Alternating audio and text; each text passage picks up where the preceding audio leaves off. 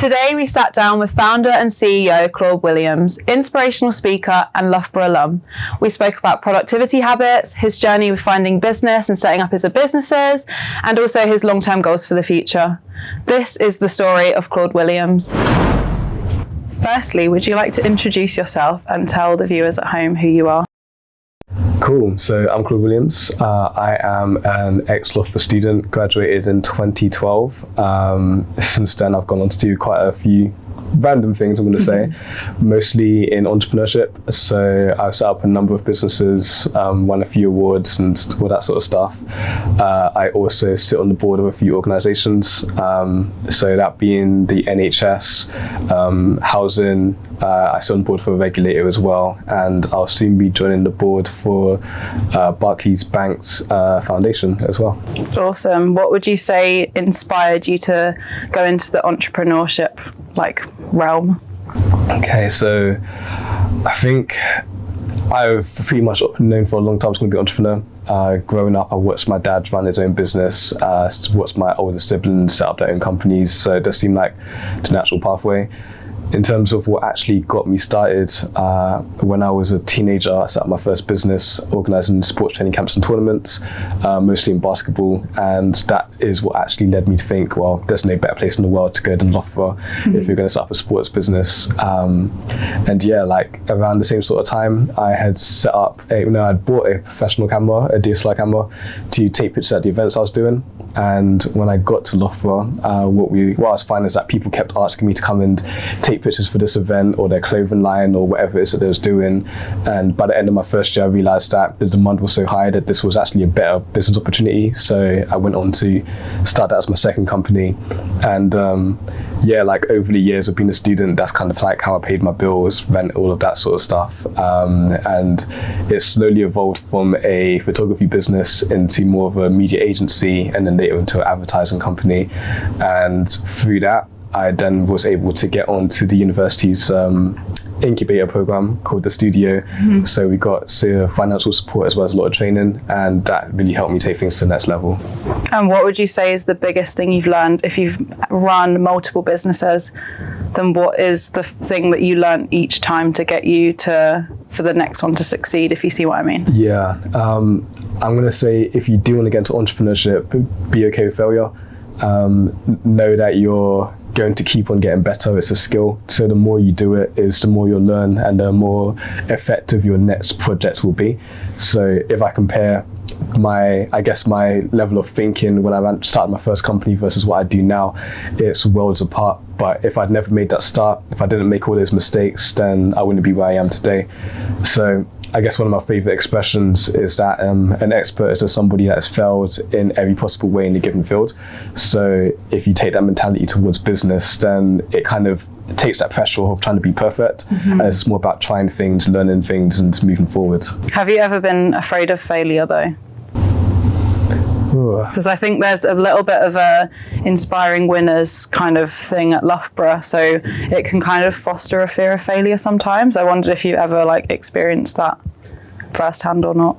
I'm going to say I think it's natural for all of us to have a level of fear when it comes to failure, but I think more important than that is that if you can focus on having a bigger desire to win rather than the consequences of potentially failing, then I think that's a much stronger motivation, and it frees you as well.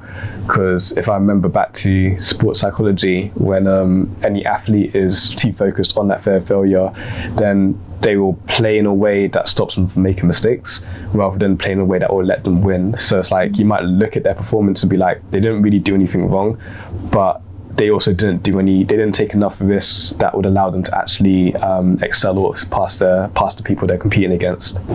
Do you have one moment that was maybe your biggest knockback, and can you remember it or tell us about it, and then how did you kind of get over that and through it? Oh, I've had more than one. Tell us about it. It's fine. So the very first one I remember, this was my first failure in business, was when I organised my very first sports tournament. It was a basketball tournament I was doing. I'd managed to convince my secondary school to let me host it there, and everything was perfect, had people sign up, made all this hype about it. And then when I got to the gym to begin setting up to run the tournament, there were padlocks on the door.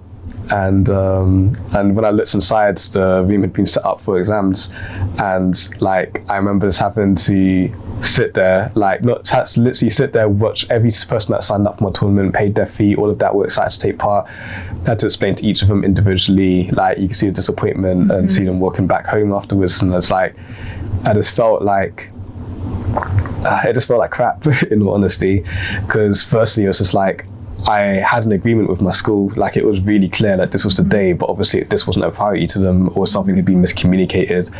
And then having to let down each of the people that had, I guess, put faith in me, that was really tough, really tough. And I do, as that was my first failure in business, it did make me question if there's something I want to keep on doing.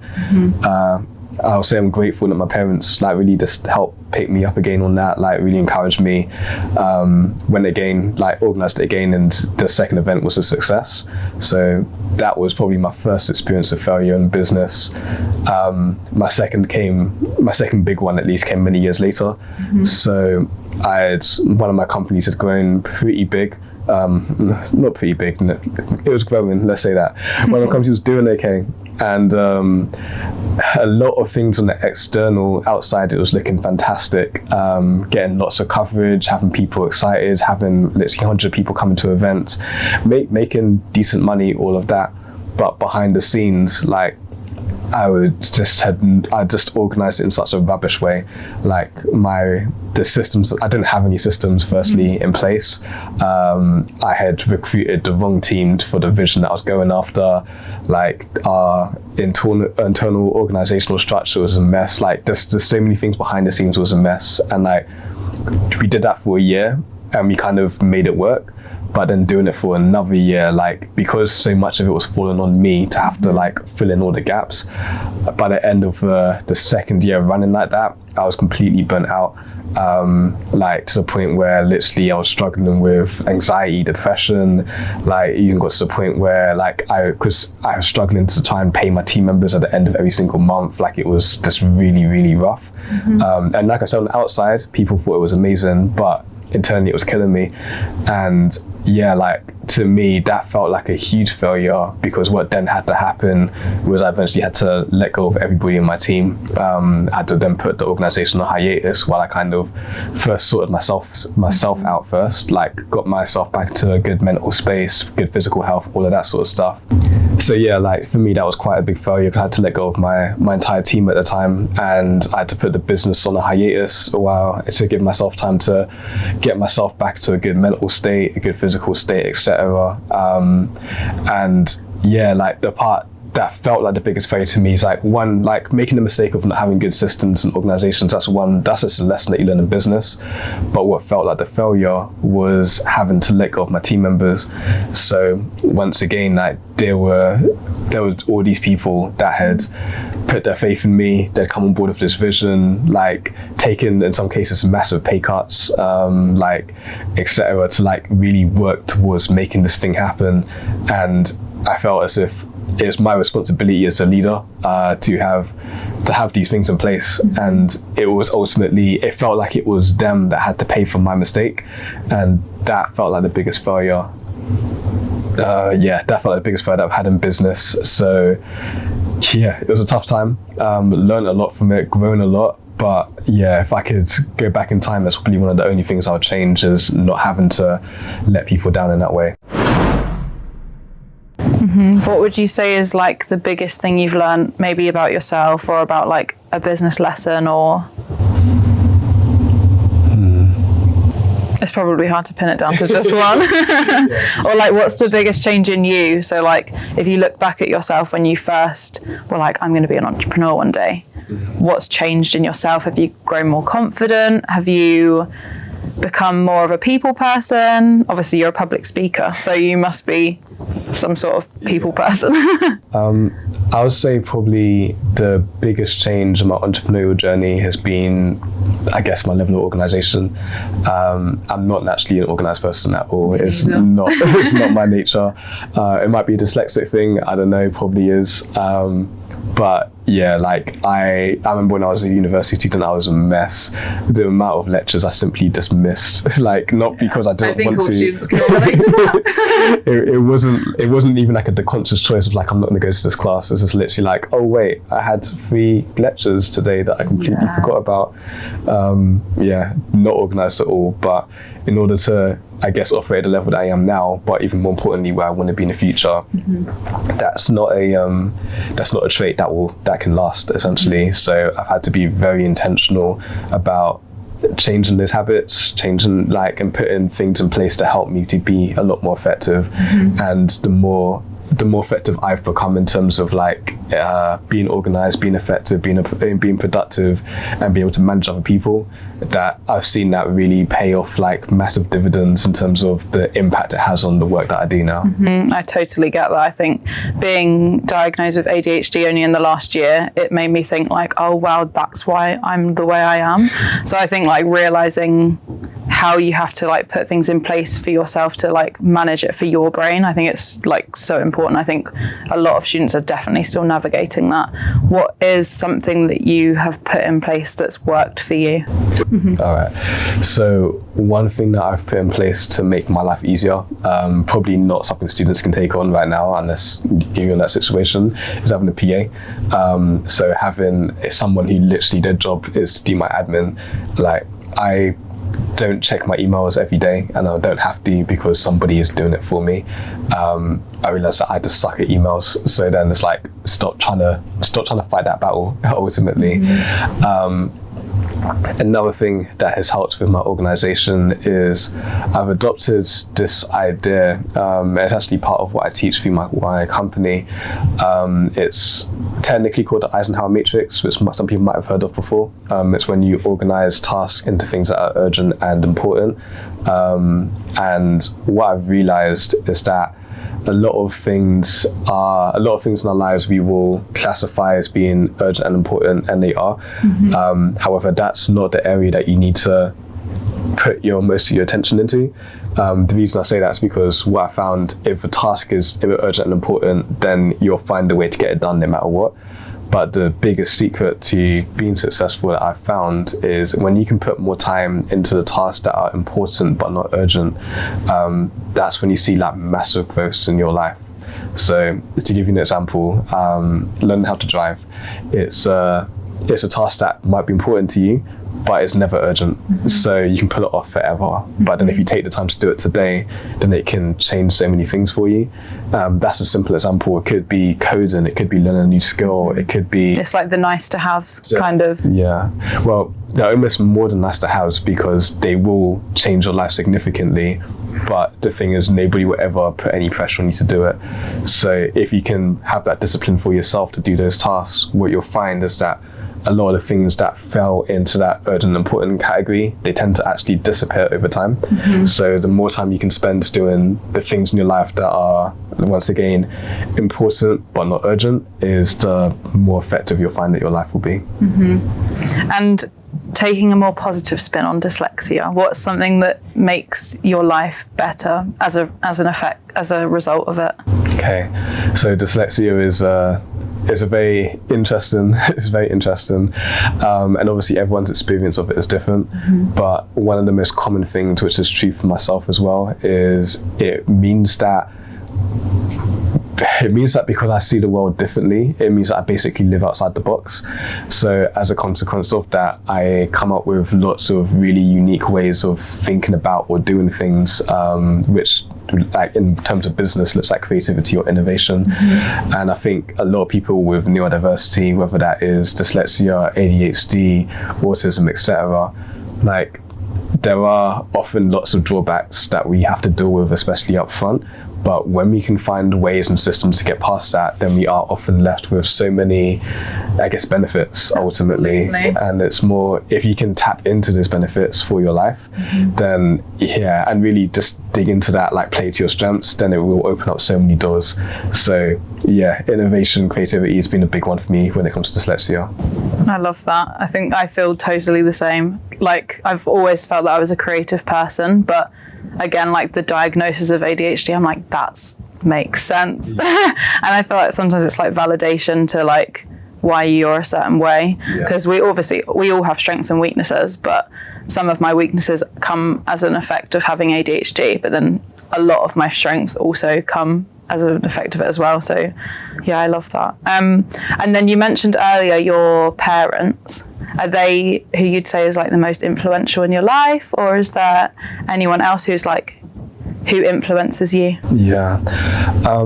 I'm going to say I'm influenced by a lot of people. That's probably another one of my strengths, is that I do take on a lot of influence from a lot of places. So when I was in my early 20s, I came up with this concept of, rather than having just one mentor, then I thought, why don't I treat myself like a way that a company would, and have like a board of directors essentially. So I looked at all the areas I wanted to grow in, so whether that was leadership, business, finance, relationships, etc., whatever it might have been, and I got myself a mentor specifically for that one area. And then what that allowed me to do was it helped me to understand that no one person has all the answers. So it means that I can learn all the really positive traits from this one person, ignore all their negatives, and pick and choose the best attributes of each person, essentially. So as a result, I've had so many amazing mentors over the years, and that has really paid dividends for me now, essentially. And so yeah, I've been influenced by a lot. I'm also massive on reading, especially biographies of people. So you learn so much from hearing the whole story, because there's so many things that if you just listen to the media, TV, etc., then you'll only see people's highlight reels. But when you go and read the biography of a person, you can see the good and the bad, and you can see the context of how they got to where they are. And yeah, so studying people in that way has been really helpful for me too. Who's your favourite? Oh, that's such a hard question. I'm going to say it changed up until, without getting political, up until quite recently, it used to be Elon Musk. Now it massively isn't. I'm just going to leave it at that. Yeah, we can leave it at that. Yeah. But yeah, he's my biggest influence right now. You know what? I'm actually going to say it's been probably Martin Luther King, actually. I remember there was a point in my life, I think this was 2013, before I started the company that I run now.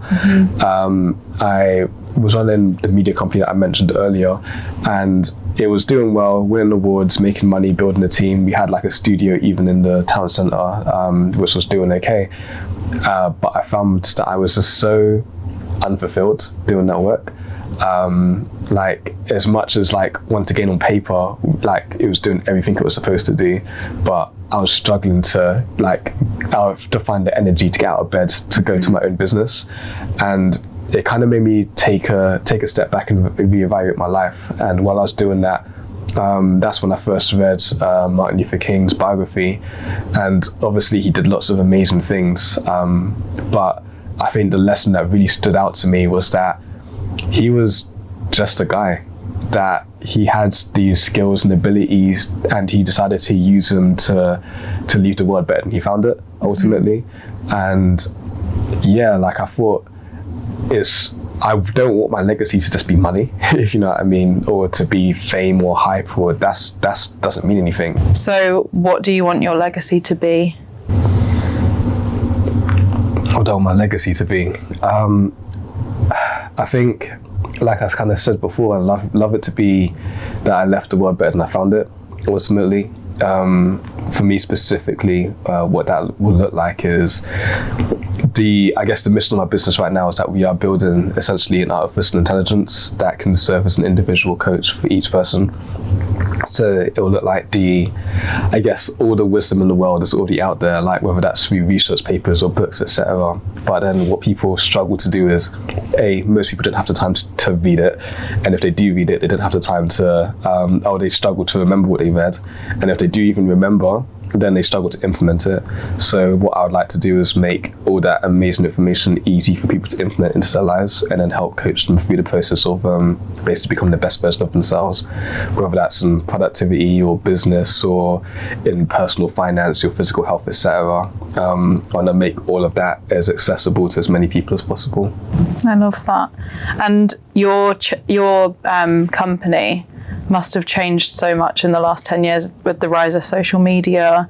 How have you noticed that people, and like, how have you noticed that it's changed in terms of like, do you have to market differently? Do you have to, like, yeah, how's your business changed, I guess, over the last 10 years? Yeah, so I'm going to say, because of my previous background in media, it meant that I was ahead of the curve when it came to understanding how social media can work in the first place. So yeah, like we got all of our initial growth off the back of social media. I guess the only thing that has changed is the platforms. So when I first started this company, it was all Facebook, and then we moved to Twitter, then Instagram. So we were quite early to the game with social media in terms of using that to grow our company. The main thing that has changed is that the platforms have changed. So we've gone from Facebook to Twitter to Instagram. Now TikTok is the big platform. Yeah. We haven't quite made that adjustment as of yet, but it will come eventually. However, as much as things have changed, some things have stayed completely the same. And probably the biggest insight, if you're going to start up any type of business, that I would love people to learn is social media is great, but it's the most effective way to market to people is a mailing list. Like, emails are 100% more effective than social media is and almost ever will be.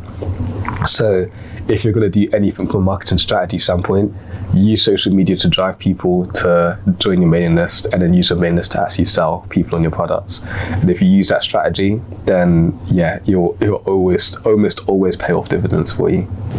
And what has your strategy changed over the last 10 years, or have your values always been the same? And like, how does your purpose fit into that as well? Like, finding your purpose as an entrepreneur and as like founder and CEO. I'll say that my values have stayed the same for as long as I've been in business, really. It's always been about helping people to be like their best version of themselves.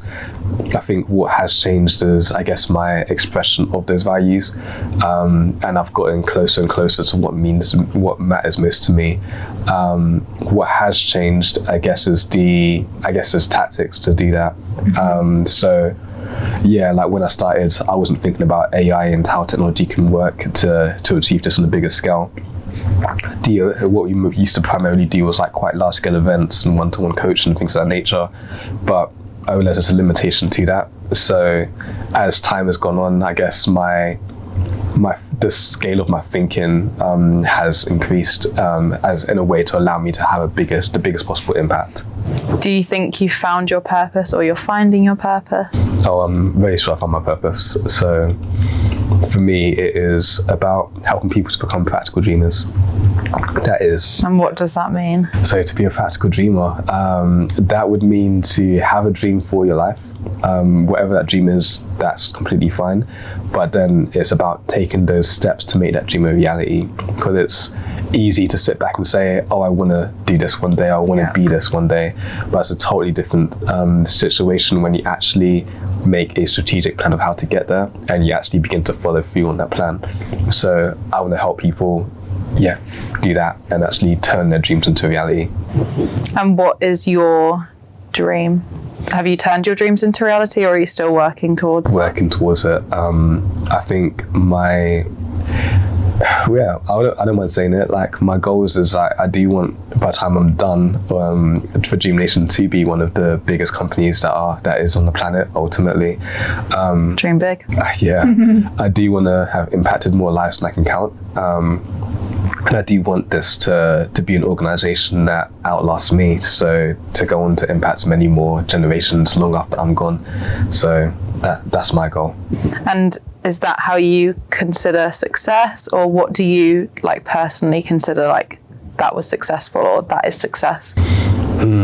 Success. I think you can look at success on like multiple different levels. So on a personal level, I would say success is being happy and like being able to, you can meet all of your needs, like you can pay your bills, you're not stressing out, you can spend time with the people that you love and you can be there for them. I think that in and of itself is a big win, huge level of success. But yeah, like in terms of my, I guess, entrepreneurial ambitions, I think firstly, the first level of success for me is that if I can build an organization that can like stand the test of time, and support itself, be sustainable, then that's one level of success. And then the next level will be then, I guess, how many lives can we impact? And yeah, because my ultimate goal doesn't have like an end date on it or an end number. It just means it's just about, it becomes more about creating a system, I guess, that can last forever ultimately, which is pretty impossible to do. But yeah, I'm still happy to give it a try. And have you always been this ambitious, or has this come off the back of failure? I'm gonna say I've always been ambitious.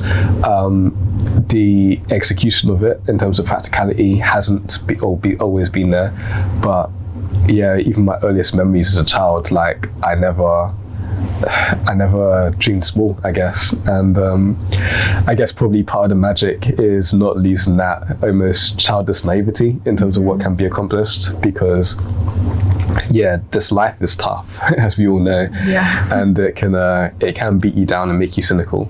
And I think a lot of us, when we taste failure often enough, or things get hard enough, then we step away from the things that we really want, and we readjust our expectations and readjust our goals, and we aim a little lower, play it a little safer. And it's like, it does mean that we can have like pretty cool lives, like we can still find happiness, all of that, but I can't see myself settling in terms of like knowing that I could have tried this and not giving it my all. Yeah, I don't do what if. Like, that doesn't work for me. And I think a lot of entrepreneurship is keeping that naivety, like literally that childlike naivety in terms of like, I can accomplish this, because in reality, to be an entrepreneur in many cases means that you are changing what reality is. Like, you're bringing to life something that wasn't here previously, and in many cases, the biggest companies, you're doing something that many people would have deemed impossible. So, and that's why there's such a high failure rate, because it shouldn't happen.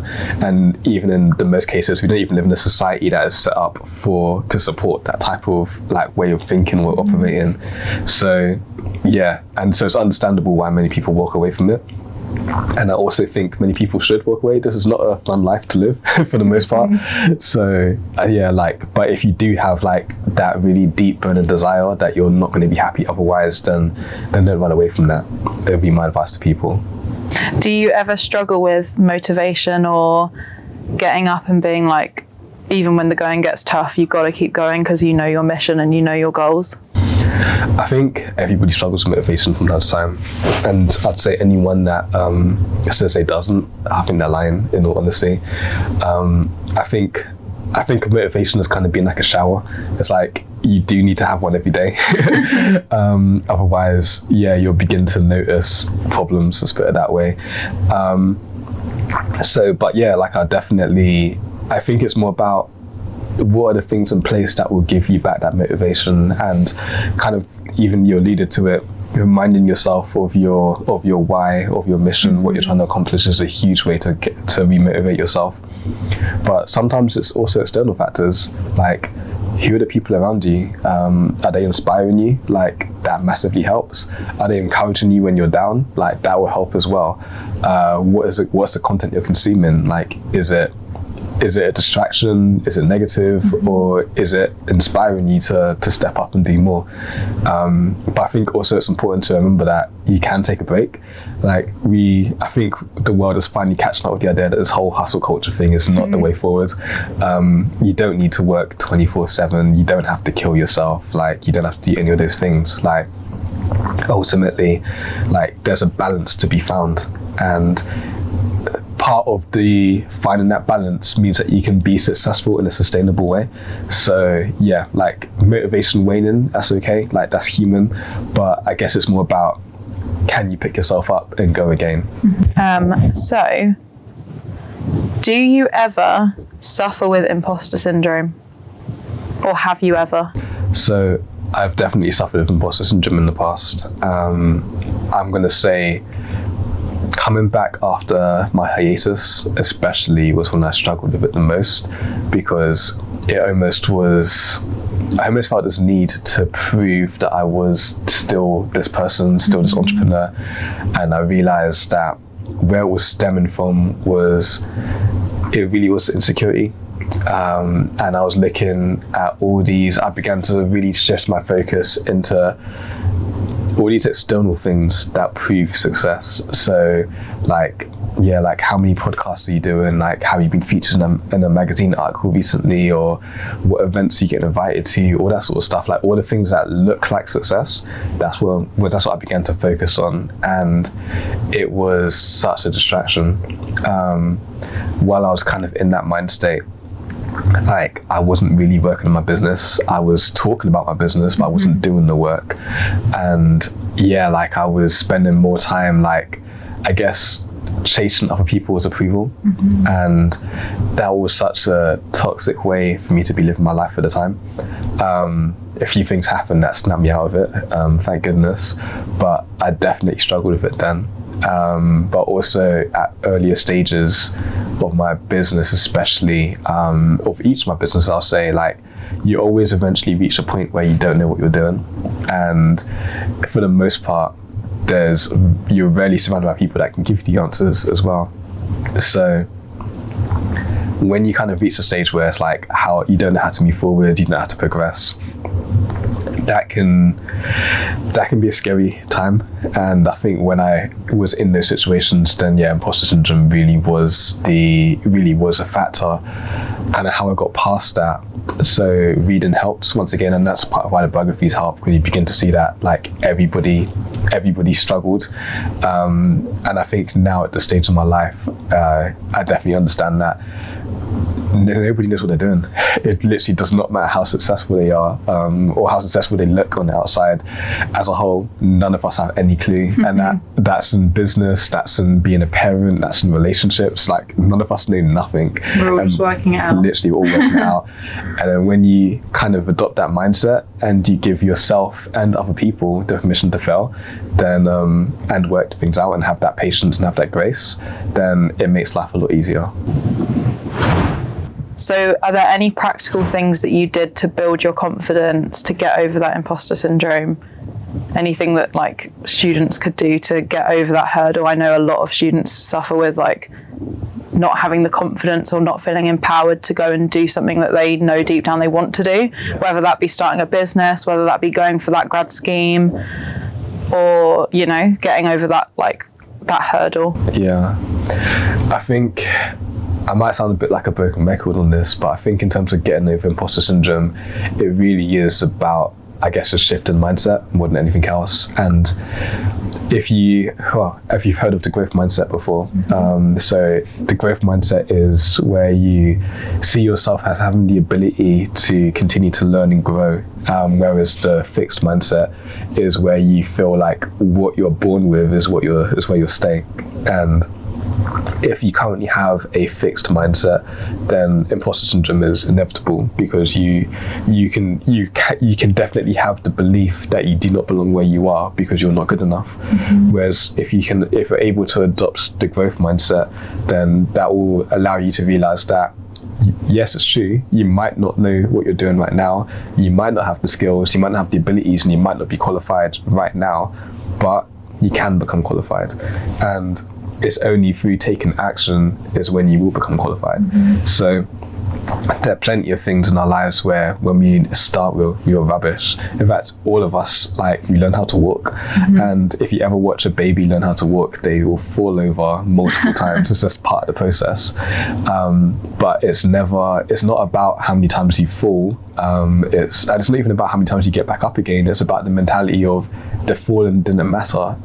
It's not even, they didn't fail to learn how to walk when they fall over. They just learn a new way of how to do it. So, okay, maybe I don't lean so much to left or lean forward so much, etc., whatever it might be. And whatever you're trying to do, whether that's a business or placement, internship, or even writing an essay, it's like you will be rubbish at the start because that's natural. But the more you do it, the more repetitions you can get, is the more confidence that you can build.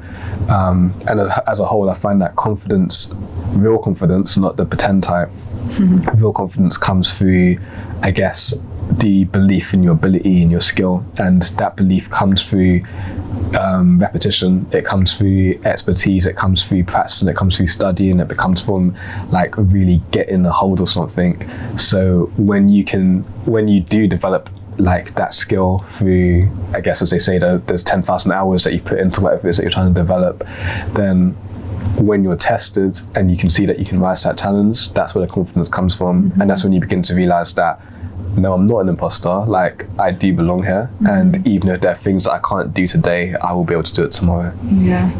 And going back to baby Claud, did you always, you mentioned earlier that you always saw yourself as an entrepreneur, but what was that moment where it clicked? You're like, I'm going to be the next, you know, I don't know, Alan Sugar or whatever, like the next big thing? Yeah. I'm going to say, because I was surrounded by entrepreneurship, it didn't really dawn on me ever to do anything else, to be honest with you. For as long as I can remember, my dad always said, if you're going to get a job, which is not a problem, by the way, being employed is not a bad thing. I know there's a lot of people that look down on 9 to 5s. It's definitely a silly mentality. But he always told me, if you're going to go get a 9 to 5, then use that as a way to learn how to do something that you can create for yourself later. So I pretty much always had that mentality. I never thought of myself as being the next anybody, in all honesty. I just figured out, what do I want to pursue? And the pursuit was always things that I personally found interesting, or challenges that I wanted to take on, or problems that I wanted to solve. And in pursuing those, that's where all my concepts for business ideas come from. And I think in reality, anyone that does want to set up a business, if you can fall in love with the problem rather than your solution, you're always going to be much better off. So many entrepreneurs I see, like, they will say, I've got this idea, I want to do it in this way. And then they might realize that what their first idea is probably not going to be the best solution to the problem. But if you can instead say to yourself, I want to solve this problem for these people, and then you're as flexible as possible about how you go about that, then I feel like that will lead to it almost always leads to much better results for people. So having that mindset shift as well is probably a lesson that I think a lot of people, if they learn that early on in the journey, then they're going to go a lot further. And you've now had almost 10 years of experience in your current company. What is the best thing about running your own company? Yeah, it's crazy. And what do you find the hardest part as well? Yeah, it is crazy. It's, to be honest with you, I can hardly believe that it's nearly been 10 years. What's the hardest part, do you say? Hardest bit, and also your favourite bit. What's like the most rewarding part? Okay, the hardest bit for me is being patient. I've tried to rush this process many times, especially because like some of my peers, like they've done ridiculously massive and amazing things, and it's just like always a thing with comparison, isn't yeah there? Definitely.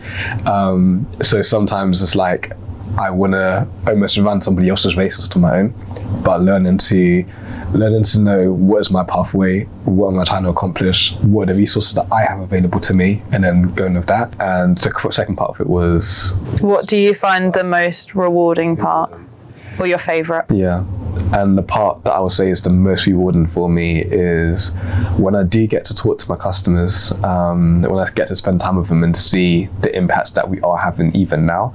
So even though I'm nowhere near like developing the tech that I want to do and things like nature, but even the things that we have done, so like the events, the coaching, the workshops, like when I get to talk to people and see like the impact it's had on their lives already, like nothing at all to me is better than that experience.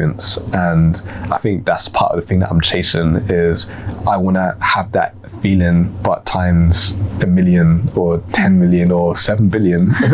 Like that's what I want to do ultimately. So yeah, like for me personally, knowing that I'm having a big impact on somebody's life, like yeah, there's no feeling better than that for me. You mentioned earlier finding a mentor. I know like just even me and people who I've spoken to struggle with where do you find a mentor? What do you look for in a mentor? So do you have any kind of lived experience with that you could share? Yeah, so mentorship is such an important area, and there's like some really practical things to think about. The first is knowing yourself, like what do you want a mentor for? So like I said earlier, you don't have to have one person that is this perfect human being that you have to be your mentor. It could be someone that is great at a specific thing that you've seen in them. So first working out what are you looking for in terms of a mentor, that's the first step. The second step, and this is where most people get it wrong, is they understand that the mentorship relationship is a two-way street. So yes, you'll learn a lot from the mentor, but then the question is, what value can you provide to that mentor? Especially if you want someone that is doing something amazing with their life, like someone who's like a high flyer, etc. They probably have a million people asking to mentor them a day. So if you can think about if you can bring this person value in some way, and that might be giving them insight into what it's like to be a young person now, because like tapping into the millennials and Gen Zs is always like on the top of business people's minds.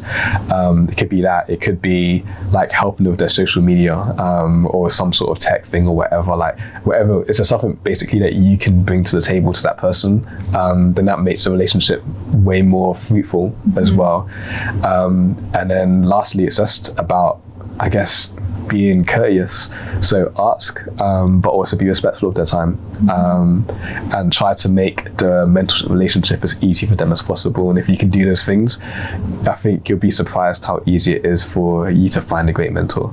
And what is your added value? So I know that's something that I'm really trying to tackle at the minute. It's like finding what can I give that others can't, and like finding my added value. What would you say yours is? So I'm going to say, specifically for mentorship, one secret I'll say is that you don't have to do something that other people can't. You don't always have to like reinvent the wheel. You don't have to have a USP. Sometimes it's just about showing up. So for my first mentor, amazing woman, Veronica Martin, she ran a charity at the time. She was the CEO of it, and I just simply said, you know what, I'm happy to volunteer as much time as you need to help you get this to the next level. And I did that for years, and even to this day I still support her with the work she does. And it's like anybody could have done what I did, but the thing is that other people didn't. It's that simple.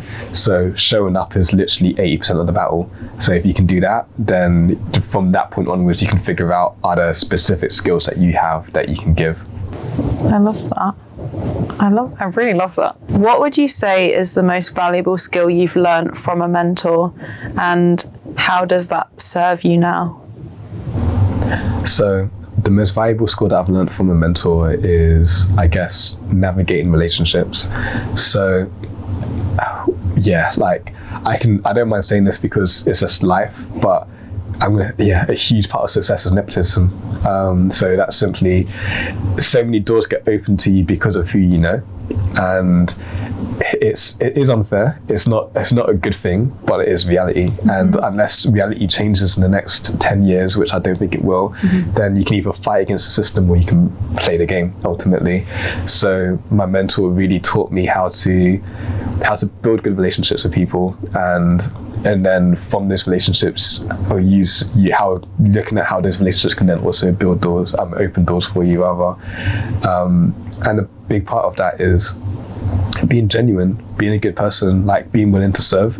And if you can kind of bring those attributes to the table, then you already stand out so much, because there's not a lot of genuine people out there, and a lot of people are extremely selfish. And when you can, I guess, be a breath of fresh air to people in that regard, then it will open up doors for you. And you don't have to pretend to be like this paragon of virtue. You don't have to pretend as if like there's nothing in the relationship for you. Like you can be open and transparent about it.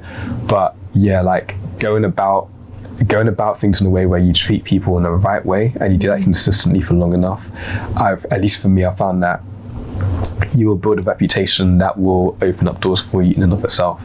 So, and yeah, I guess relationship management, a big part of that is the reputation that you do have for yourself. And if you're known as somebody that is, I guess, trustworthy, someone that is, like I say, not selfish, etc., then although it will often be slower than the people around you to get to certain points, the success will be much longer lasting. And what would you say are your 3 maybe short-term goals that are going to get you to your long-term goals and long-term success? Okay, so number one is surrounding myself with the right people. So in the context of my business, that's recruiting the right people to my team. Number two, I'm going to say is like really continuing to develop my own like habits, routines and things of that nature to make sure that I'm being personally effective. And I think number three is probably like continuing to raise my awareness of my weaknesses and actually not just knowing what they are, but doing something about it. So for example, this year, like I've started doing acting classes, for example. Reason being is that public speaking is something that I do a lot of, but there are certain things that I realized that even myself doing it for these years, that I could be better at. So it's like I found a practical solution to a problem that I have, and developing that mindset towards, I guess, any of my weaknesses is probably something that if I can keep on doing, it'll be helpful for me. So something that I know that I really struggle with is being really nervous when it comes to being in front of a crowd. I know I find it fairly comfortable to kind of speak to people one-on-one or in front of like small groups, but put me in front of like a huge crowd and I get really, really tense and suddenly doubt my ability. So what would you say is something that I and other people who experience the same thing could do to be the best public speaker they can be? So I'm going to say first and foremost that nerves are very natural and normal. In fact, if you don't have any nerves, then it means that it's very possible your energy could be low. So yeah, that's normal, and I think accepting that is helpful. And then secondly, it's just practice. Over time, it's the more you do it, is the more desensitized you become to the fact that there's 100 people staring at you, and then after a while you begin to realize that nobody in the audience wants you to fail. In fact, like they are there for a reason, and oftentimes that reason is like they want to learn something from you or hear something from you. So when you begin to have the mentality that everyone on the other side of that stage they're basically rooting for you in one form or another, then yeah, like it makes it a lot easier for you. I love that. Okay. Do you have any habits that for you helps with being successful as an entrepreneur? So one habit that has been really helpful for me has been meditation. So I use the app Headspace. I've tried Calm as well. Both of them are great. And yeah, like taking the time to slow down, get a bit more clarity, especially at the start of my day, is huge. It's like that 10, 15, 20 minutes that you spend doing that, it almost like gives you back 3 hours over the course of the day. Another really practical thing that I just do all the time now is if I'm in a meeting about anything, I will always take notes. I'll write it all down. I do not depend on my brain to remember a single thing. And that has been really helpful as well. And I think lastly is just improving my communication. So like, and that takes so many different forms. So for example, one way I improve my communication is that I do like online training for touch typing, so that I can type faster. So in that way I can save, because you spend so much of your life typing now. So if you can become 10% faster, then that will save you hours over the course of your life. I try to make sure in other areas as well, like for example, like today I was running late to get here. It's like as soon as I realized I was going to be late, I'll let you know as soon as possible. So because I let you know hours in advance, it then stops, it lets you readjust your plans, and then I also feel less stressed, you feel less stressed, everybody is fine. And yeah, so I think communication, looking at all the ways in which you can become a better communicator, and yeah, like implementing that has been probably one of my most effective habits. Well, that's been really, really useful. I think there's some really good tips that students can take on, and also hopefully any other viewers that are watching. So thank you so much for coming on, and we're so excited to have you here today in general. But yeah, your story's been amazing, and thanks so much for coming on. It's my pleasure. Thanks for having me.